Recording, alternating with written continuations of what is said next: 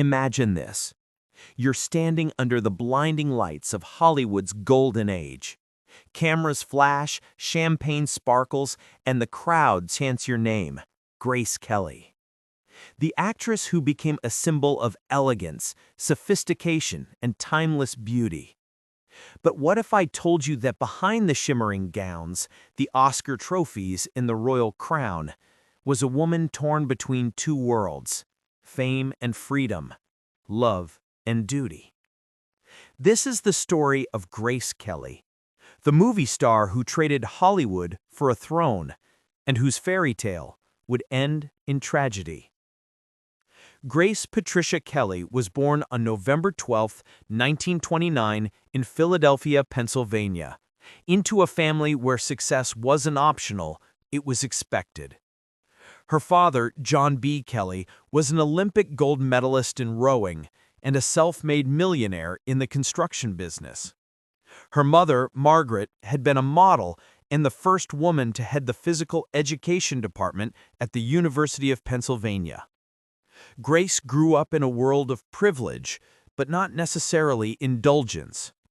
Her father often dismissed acting as a slim cut above street walking.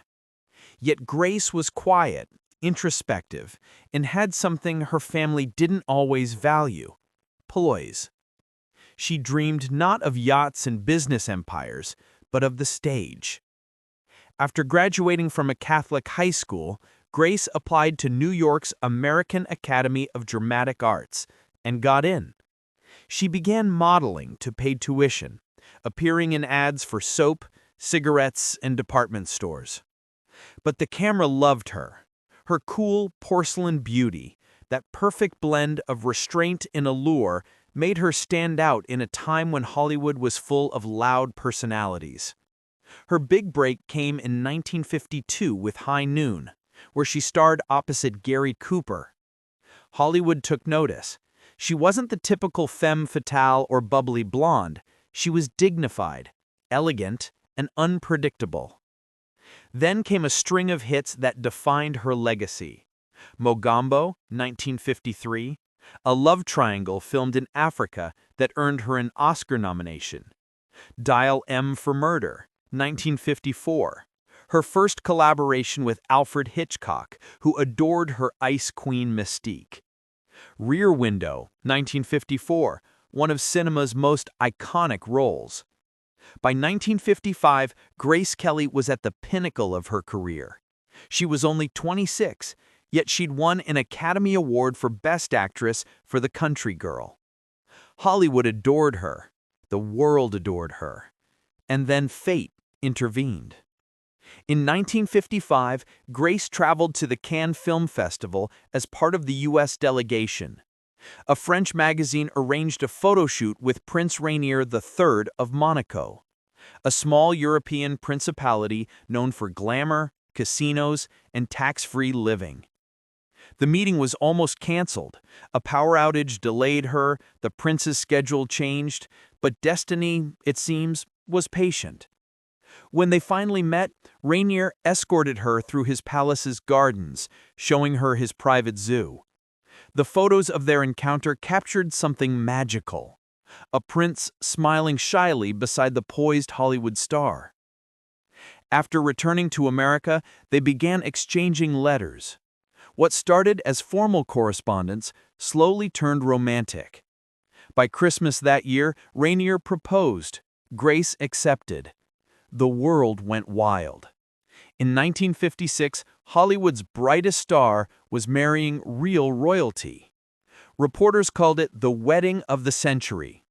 MGM, her film studio, even filmed the ceremony as part of a promotional documentary, an early example of media spectacle blending with monarchy. She sailed to Monaco aboard the SS Constitution with 80 pieces of luggage and a team of stylists. Thousands of fans lined the docks of both New York and Monaco to catch a glimpse.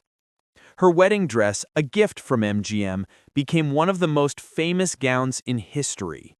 Lace bodice, pearls, long sleeves, and a billowing skirt that inspired royal brides for decades to come. On April 19, 1956, Grace Kelly became Her Serene Highness Princess Grace of Monaco. It looked like a perfect fairy tale, but real life was far from the glossy magazine covers.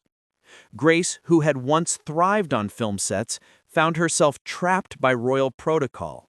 Acting, her passion, her identity, was no longer allowed. Rainier believed it was inappropriate for a princess to appear in movies. Hitchcock tried to tempt her back to Hollywood, offering roles in Marnie and The Birds, but she declined. Instead, she devoted herself to charitable work, promoting the arts and raising their 3 children, Caroline, Albert, and Stephanie. Behind palace walls, though, there was tension. Rainier was conservative and distant. Grace struggled with isolation, missing the creative world she'd left behind. Still, she handled her new role with dignity.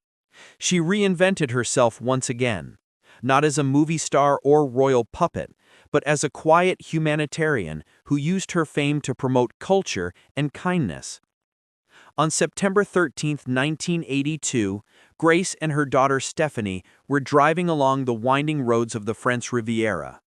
Suddenly, Grace suffered a stroke behind the wheel. Their car plunged off a steep cliff. Stephanie survived with injuries. Grace did not. She was only 52 years old. The world mourned.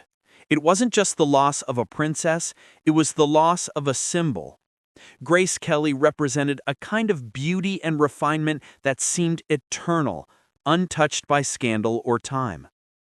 Tens of thousands attended her funeral in Monaco. Rainier, devastated, never remarried. He was buried beside her after his death in 2005. Today, decades later, Grace Kelly's image still glows with that same quiet brilliance. Her fashion sense continues to inspire designers. Her elegance shapes royal icons like Princess Diana and Kate Middleton. The Princess Grace Foundation, established in her memory, supports young artists, keeping alive the creative spirit she was forced to leave behind. But perhaps her greatest legacy is how she lived her paradox. A woman who seemed to have everything: beauty, fame, wealth, and royalty, yet remained deeply human, constantly searching for balance between duty and desire. Grace Kelly reminds us that perfection often comes with a price. In the end, Grace's story is not just about a movie star who became a princess. It's about a woman who dared to chase both dreams, knowing that one might destroy the other. She once said, "I would like to be remembered as someone who accomplished useful deeds and who was kind and loving." And perhaps that's exactly how she should be remembered. Not as the star, not as the princess, but as Grace.